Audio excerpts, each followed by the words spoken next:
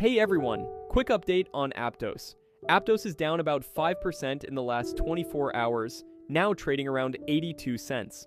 On top of that, trading volume is also dropping, which means fewer buyers are stepping in right now.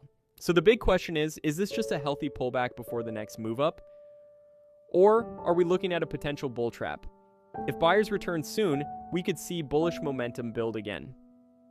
But if volume stays low, the price might continue to slide or move sideways. For now, it's a wait and watch game. Keep an eye on volume, that's the key signal here. Stay smart and don't rush your trades. Also, quick update, we've just released our latest Aptos crypto price prediction update, support and targets revealed. Big moves could be ahead for APT. We've just dropped our latest analysis with key support levels and price targets you don't want to miss. If you'd like deeper insights, check out our Patreon page, link in description and comments.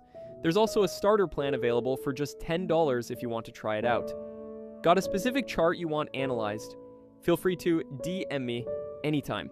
Happy to take requests. Catch all the details via the link below.